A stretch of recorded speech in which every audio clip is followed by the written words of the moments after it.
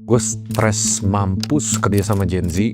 Gue bisa dibilang lumayan, tanda kutip, expert dalam nge-handle Gen Z. Karena seumur gue berbisnis, dari 10 tahun lalu ya, bahkan kalian tahu dari ternak uang, dari semua company-company gue, 99% yang gue hire itu Gen Z. Dan video ini gue bakal bener-bener belak-belakan. Ada 3 kebodohan yang menurut gue fatal banget, yang kalau kalian nggak sadar dari sekarang, ini bakal jadi either awal kehancuran sebuah generasi, atau ya ini yang bakal menghambat perkembangan generasi selanjutnya, apalagi Gen Beta yang lahir di tahun 2025. Dan video ini gue bakal seblak-belakan mungkin. Kalau kalian Gen Z, kalian share ini ke teman Gen Z kalian. Kalau kalian bos milenial yang punya Gen Z, kalian share ke orang itu. Kalau kalian punya anak yang Gen Z, kalian share video ini ke dia. Karena kalau kalian nggak dengerin pesan yang gue sampein sekarang juga, percaya sama gue, kalian bakal susah untuk sukses. Tapi gue mendingan jujur, transparan untuk nyelamatin sebuah generasi daripada gue sok baik tapi kalian nggak tahu salahnya di mana. Jadi gini, gak fair untuk gue bilang Gen Z itu semuanya jelek. Gen Z itu masa depan dari negara kita, dan honestly mayoritas dari workforce kita tuh Gen Z. Kalian generasi yang paling pintar, paling punya akses informasi, paling kreatif, yang harusnya paling kritis, dan kalian generasi yang bakal nentuin masa depan dunia ini selama 10 tahun sampai 20 tahun ke depan. So you better listen. Ya, sorry, gue emang lagi agak kesel di video ini. Tapi mendingan hard truth kan, daripada kebohongan yang sok baik-baik tapi orang jadi nggak tahu salahnya di mana. Disclaimer, ini lebih banyak fokus ke lingkungan kerja, how you guys make money. Oke.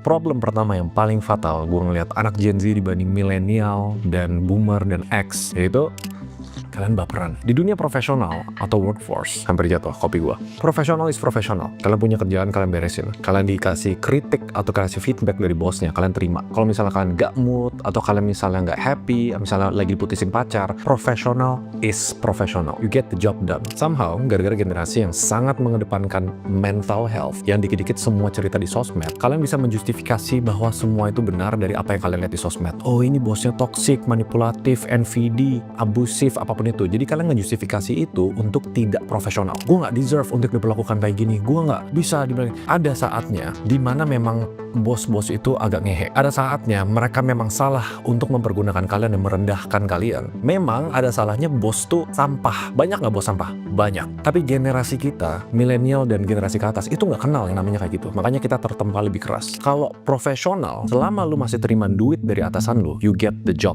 done. Ini yang sering terjadi bahkan di company gue. Tapi kok, iya gue kesel, iya gue ini, mood gue kemana-mana. Sampah menurut gue itu. Salah gak? Sebenarnya bukan salah kalian sepenuhnya. Gara-gara tinggal di zaman sosial media, jujur aja nih, konten yang kalian lihat di Instagram, TikTok, YouTube, itu ngebentuk mental kalian, gue harusnya gak diberlakukan kayak gini. Enggak bro, dunia profesional, di saat ada uang yang dipertanggungjawabkan, kalau lu udah komit ngelakuin sesuatu, lu komit ngelakuin sesuatu. Mau mood lu lagi jelek, mau mood lu lagi bagus, kalau lu misalnya memang parah lah, misalnya lagi di fase depresi dan lain-lain, lu jujur ke atasan lu jujur, lu komunikasi, lu ngomong gue gak happy. Kenapa? Soalnya caranya begini, gue ngerasa direndahkan. Lu ngomong, jangan diem-diem aja terus malah dikit-dikit baperan. Kalau nggak percaya kata-kata gue, kalian sekarang juga cari orang terdekat yang business owner atau seorang profesional yang umurnya milenial ke atas. Setuju nggak mereka sama kata-kata gue? Cari business owner, konglo, investor. Setuju nggak mereka sama kata-kata gue? Message-nya gini, bukan jangan bawa perasaan, bukan artinya kita memendam emosi kita, bukan. Justru kalian harus bisa ngeproses itu. Tapi kalau profesional, don't be stupid if someone is paying you money, kecuali mereka bayar kasih lu duit buat ngelakuin kriminal, misalnya untuk merugikan orang lain. Nah, itu nilai-nilai yang kalian harus proses secara sendiri. Tapi kalau sekedar baper, kerjaan yang jadi sampah, itu sampah. Bodohan paling fatal nomor 1 di Gen Z menurut gua gara-gara sosial media. Itu makanya sosial media berbahaya. Yang kedua, kebodohan paling fatalnya adalah naif. Ini nyambung ke poin pertama. Kalian tinggal di generasi yang tinggal dikit-dikit swipe. Kalian konsumsi orang ngomong apa, telan mentah-mentah, kalian nggak bisa berpikir. Oh gila, kerjaan dia bagus karena dia punya meja pingpong. Oh dia bisa work-life balance, dia apa-apa. Semuanya lu telan mentah-mentah. Seakan kayak apa yang kalian lihat di sosial media itu sebuah standar yang bisa dijustifikasi. Oh gue lihat dia baru fresh grade gajinya 20 juta. Oh gue baru lihat apa. Itu bukan standar. Apa yang kalian lihat di sosial media itu versi terbaik atau konten yang mereka pengen kalian lihat. Dan kalau misalnya mereka pengen kalian lihat sesuatu, mereka ada kepentingan. Orang-orang yang flexing, yang beli mobil mewah, yang pamer pamer. Mereka tuh nggak bodoh. Mereka tahu mereka harus fasilitin itu biar mereka bisa jualan, menjual kredibilitas. Lu kira gue tuh orangnya sangat nggak suka luxury sebenarnya. Gue beli jam Rolex ini yang harganya 200-an kalau nggak salah ya. Tujuannya buat apa? Ya karena gue selalu komen sama orang-orang gue, lu duit banyak, mau nggak mau di Indonesia tuh lu harus kasih tunjuk bahwa lu punya duit, baru orang percaya. Gue pun kemakan jadi korban itu. Tapi ujung-ujungnya kenapa gue beli? Ya karena gue suka. Karena gue suka Batman, karena gue nggak pernah punya jam dan gue ngeliat ini sebagai investasi. Tapi kalian jangan naif. Semua yang di social media 99% itu fake. They are authentically fake. Mau otentik, mereka mau kasih tunjuk apa? Bener, mereka otentik, tapi mereka otentik dengan tujuan tersembunyi. Dan kalian nggak tahu mereka ngomong kayak gitu tujuannya buat apa. Nah, berpikir kritis itu kita bisa mempertanyakan why. Kalau misalnya orang lihat ngeposting, wih kerja di company gue tuh bagus, ada snack gratis, ada apa. Pernah nggak pas lu konsumsi konten, lu mempertanyakan why? Kenapa dia ngepost itu? Ya pasti buat employer branding dong. Mau dia bener atau enggak, mau dia cuma syuting sekali ternyata nggak ada snacknya, kita nggak tahu. Dan kenaifan itu yang bikin kalian tanda kutip makin bodoh karena kalian main percaya mentah-mentah. Dan percayalah, itu bukan standar yang sebenarnya. Lu kalau nggak percaya kata-kata gue dan lu mau dislike video ini, mau komen, silahkan. Gue ulangin, gue mendingan jujur di depan kalian.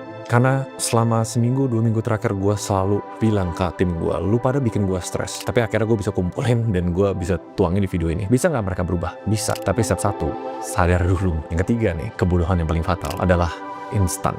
Kalian tuh nggak mikir panjang, semuanya serba pengen cepet, kerjaan pengen shortcut, kaya pengen instan, kemakan sama hal-hal yang kalau di generasi sebelumnya, lu bayangin ibu, ayah kita, dia mau belajar sesuatu harus transportasi dulu, masuk ke perpustakaan, buka buku, cari apa yang dia mau, nggak ketemu, cari buku lain. Kita tahu namanya nilai-nilai, perseverance, resilient, semua hal indah itu butuh proses dan butuh perjuangan. Teknologi dan sosial media bikin kalian itu satu naif, gampang baperan, dan yang fatal ya instan. Lu kira perubahan-perubahan inovatif di dunia ini yang life changing, yang tanda kutip ngubah dunia ini, itu terjadi dalam waktu cepat. Balik lagi, lu kira anak yang umur 23 tahun bisa punya mobil sports car dan lain-lain, lu kira itu standar. Itu pun juga nggak instan tau. Mereka pengen kasih lihat itu instan biar kalian ngerasa kayak kalian bisa kayak cepet, biar bisa apa? Membeli produknya mereka. Pertama, orang itu salah nggak? Menurut gue ya pinter. Dia tahu marketingnya, gimana cara komunikasi ke orang bodoh, Gen Z yang udah kebangun semuanya tuh naif, dimakan mentah-mentah. Pinter nggak dia? Pinter. Kalian yang bodoh.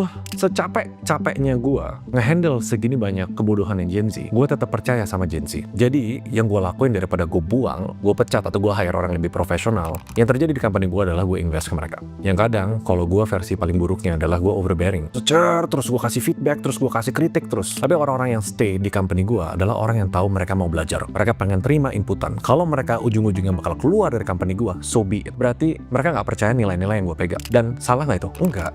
Nggak salah. Kalian punya pilihan. Kalau kalian pengen baperan, pengen naif, pengen instan, silahkan. Tapi nggak mungkin kerja sama gue. Go ahead. Keluar, resign, silahkan. Gue selalu kasih pintu terbuka buat semua tim gue, silahkan. Tapi kalian percaya sama gue sebagai orang yang udah ngejalanin dan nge-hire ratusan Gen Z. Ini bukan traits yang bagus. Di dunia profesional, kita mau buat perubahan. Kalian jangan pertahanin ini. Introspeksi diri. You guys wanna hate me, silahkan. Karena jujur banyak banget kasus-kasus yang gue nggak bisa cover di video ini. Soal kalau orang direndahkan nih sampai dia depresi, masa gue harus tetap ikutin bos gue? Nah itu case by case. Jadi gue nggak bisa bahas semua di video ini. Itu harus kalian yang bisa judge. Konsultasi ke teman terdekat, konsultasi ke orang yang di generasi di atas kalian. Ini bener atau salah sih? Jangan naif, jangan baperan, jangan instan. Belajar berpikir, proseslah hal itu. Dan kejadian ini sebenarnya bukan cuma sama karyawan gue. Gue nggak bakal sebut namanya siapa. Tapi beberapa partner bisnis yang belakangan ini gue lagi mau engage sama mereka, hire mereka, ada beberapa agency, ada beberapa founder, mereka juga nunjukin sifat ini, baperan. Gara-gara apa? Naif, ngeliat apa yang jadi standar sosial media. Ujung-ujungnya gue bilang, oke, thank you. Kita nggak cocok kerja sama bareng. Salah nggak gue? Enggak. Salah nggak mereka? Mereka juga nggak salah. Ya mungkin itu nilai-nilai yang mereka pengen pertahanin. But for me, sebagai orang yang ambisius, gue pengen ngelakuin sesuatu yang berbeda. Gue pengen punya impact yang mayoritas orang lain tuh belum pernah lakuin, atau apa yang gue lakuin itu bakal susah banget. Dan untuk ngelakuin hal itu, kita harus belajar dari orang yang pernah melakukan hal itu, yaitu di generasi atas kalian, sambil ngambil poin-poin paling bagus yang ada di Gen Z, kreativitasnya, speednya, belajarnya, penasarannya. Kalau itu digabungin, kalian bakal jadi manusia yang paling superpower di dunia ini. Belajar dari generasi di atas. Jangan ego kalian tuh, enggak, mereka udah cara lama, gue gak mungkin belajar dari mereka. Itu stupid. Mereka yang udah ngejalanin, mereka yang udah achieve hal-hal besar. Kalau kalian ngerasa kalian lebih pintar daripada mereka, ke laut aja. Even yang generasi di atas kita ya, konglo-konglo yang gue ketemuin, klien-klien gue yang punya perusahaan nilainya triliunan, mereka aja masih humble, mereka masih pengen belajar, mau terima kritik. Kalian Gen Z yang belum punya apa-apa, kok bisa gak mau terima kritik, gak mau belajar, gak mau dengerin yang lebih tua yang udah ngejalanin sesuatu?